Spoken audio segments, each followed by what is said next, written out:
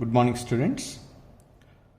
So today we are going to start the new chapter, that is organic chemistry, some basic principles and techniques. You know very well, generally the compounds are of two types. They are inorganic compounds and organic compounds.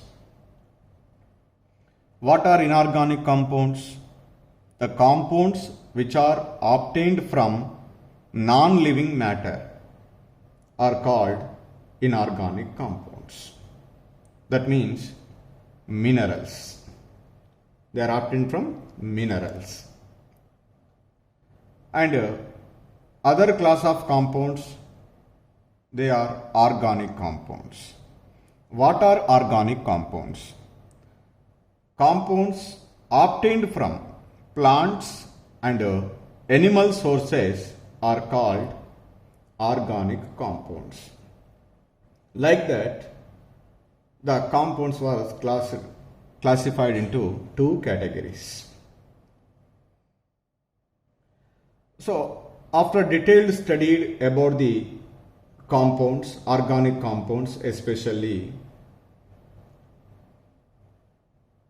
they define like this. The compounds which contain carbon are generally called organic compounds. So when we are observing any organic compound, one of the constituents is carbon. So naturally a question will comes to our mind, that is, why a particular branch of chemistry is completely devoted to the compounds of carbon. So that is, we are going to be learn in this chapter. We know very well, we ourselves are composed large number of organic molecules. That means, suppose food is there.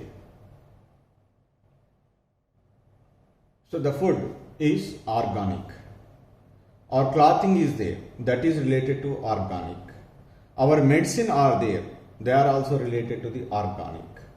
Even whatever we are using the energy for cooking, that is fuels, that is like gas or petroleum, all those are also related to the compounds of organic chemistry.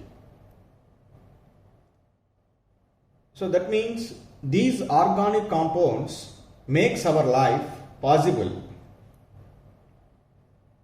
including the molecules like proteins, which are constituents of our blood, muscles, skin, genetic information, DNA, RNA, enzymes, vitamins, lipids, carbohydrates, like this, so many compounds.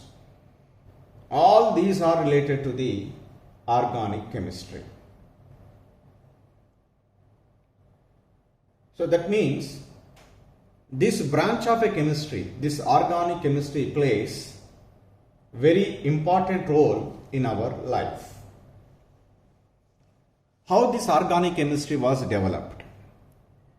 Almost it has the history of 250 years old.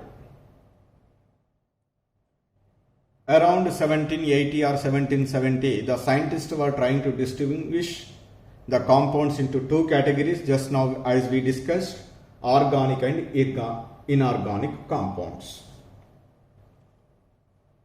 So they are defined which are obtained from plants and animals. That means they are obtained naturally. But somebody may raise the question, sir, but is it possible to prepare in laboratory or not? That is the question comes to our mind. So to answer that question, we need to know how this organic chemistry was developed. In earlier period of development of chemistry, some of the chemists, that means scientists, were trying to synthesize the organic compounds in the laboratory.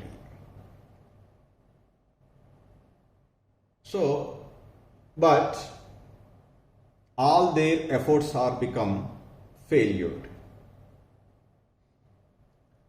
And that failures give a conclusion that organic compounds could be prepared only by and within living beings.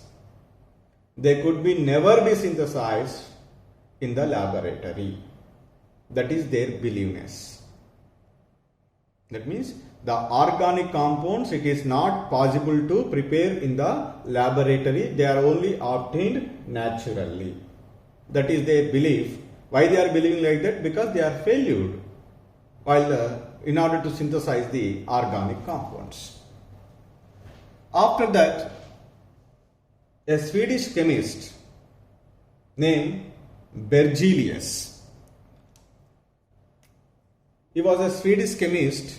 I write the name Berzelius. He was proposed that the synthesis of the organic compounds within the plants and animals required some mysterious force.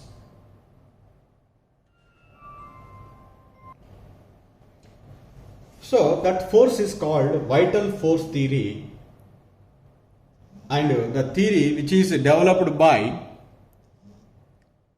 this Berzelius scientist is vital force theory. Vital force theory. What is vital force theory? So, to synthesize the organic compounds in the laboratory, it is not possible concluded. But he says, the synthesis of these compounds within the plants and animals can be done by some mysterious force. That mysterious force we may not be provided in the laboratory. That's why the scientists were trying to failure to synthesize the organic compounds in the laboratory. That is his beliefness. That theory is called vital force theory. But this vital force theory, that is a Berzelius scientist, was astonished by the Wöhler, a German chemist. He was obtained an organic compound, that is urea, in the laboratory. That means this vital force theory was failure, that is proposed by the Berzelius, because Friedrich Wöhler, I write the name here, Friedrich Wöhler. He was a German chemist.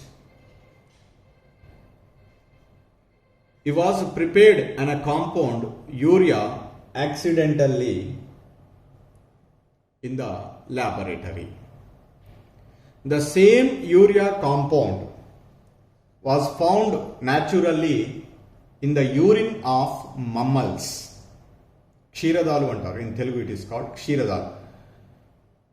In their urine, this compound is naturally present. The same compound he was prepared in the laboratory accidentally.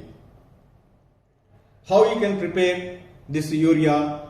That is, he was trying to react the ammonium sulfate, NH4 twice SO4, is reacted with potassium cyanate, that is KCNO,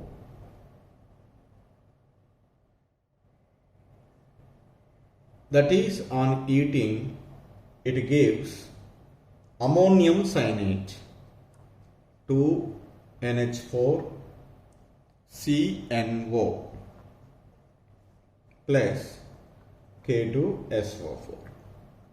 This ammonium cyanate undergo rearrangement on heating. It undergo rearrangement and we get in a compound urea, that is NH2 C double bond O NH2. It is an organic compound which is prepared by the Wohler in the laboratory. The preparation of urea was shocked the Swedish chemist Berzelius, because what he says? He says to synthesize the organic compound, definitely some mysterious force is required. That mysterious force we cannot prepare artificially in our laboratory. That is his beliefness. But he was shocked by the Wohler because he was succeeded to prepare the urea, an organic compound, in the laboratory without any mysterious force. This chance of discovery of Wohler bring a revolution in the field of organic chemistry, and the synthesis of organic compounds no longer remained a mystery. Many organic compounds were prepared in the laboratory. After that, Wohler, Kolbe, he was a scientist, is prepared acetic acid, that is CH3COOH, and NL, he was a scientist, he was prepared in a compound ethyl alcohol. Like that, many scientists were succeeded to prepare the organic compounds in the laboratory. So the synthesis of an organic compounds altogether changed the concept of organic chemistry. In the middle of 19th century, this vital force theory is completely discarded and the scientists were never looked back. And nearly 95% of the organic compounds today are man-made. So that was the revolution comes in the field of organic chemistry by the synthesis of urea in the laboratory. So like that, the organic chemistry was developed. Then at that time, the organic chemistry was defined as the chemistry of carbon compounds, as all organic compounds contain carbon as their essential constant. That means organic chemistry means chemistry of organic chemistry is the chemistry of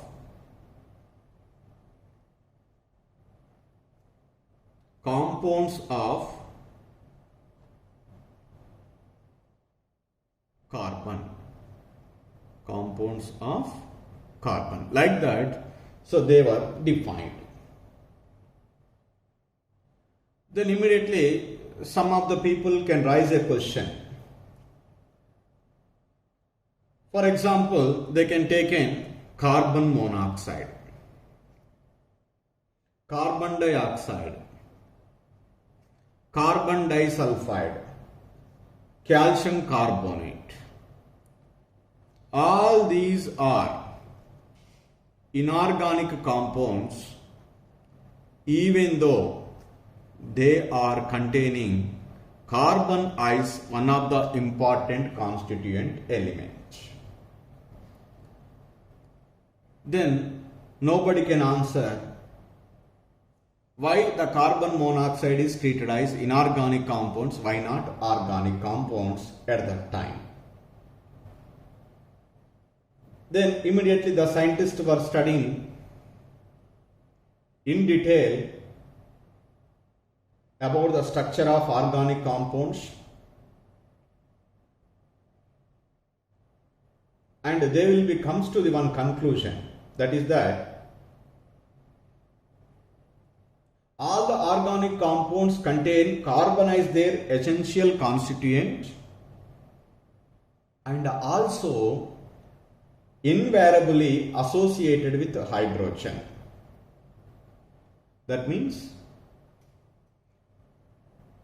in all organic compounds, along with the carbon, the hydrogen is also should be present. Suppose if a compound is containing only carbon and hydrogen, that compounds are called hydrocarbons. What are that? Hydrocarbons.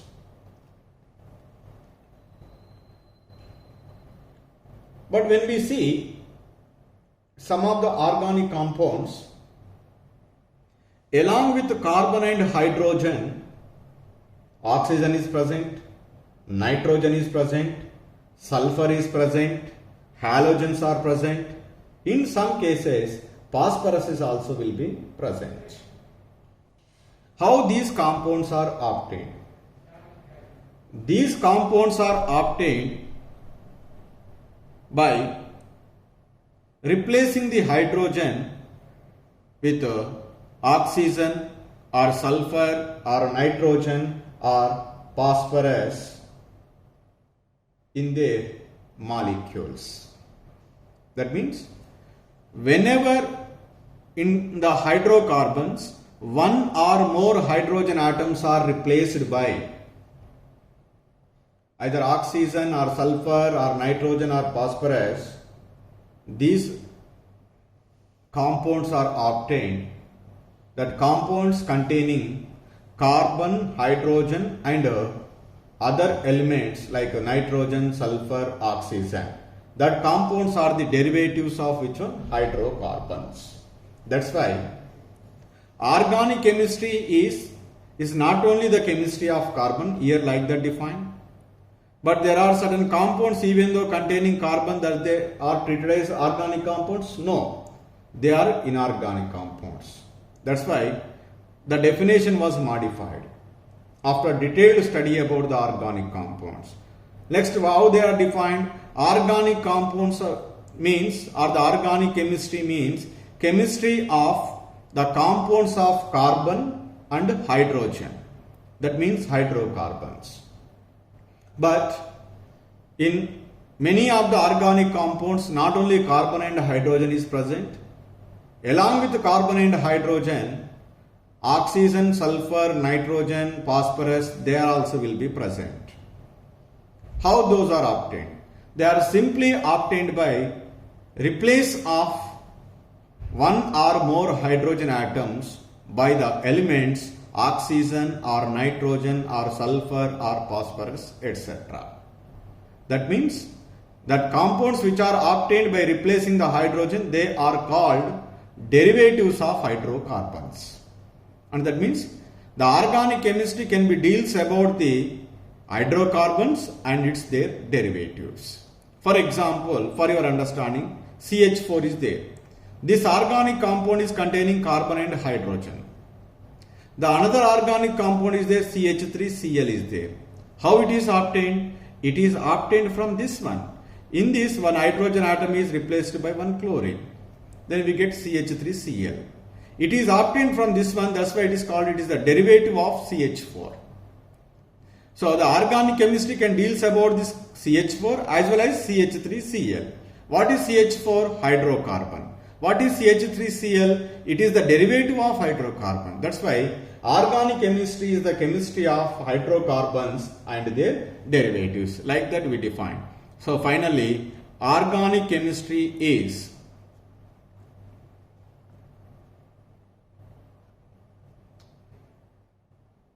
the chemistry of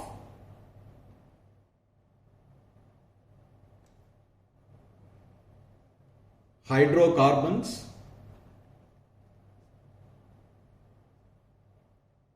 and their derivatives. So like that,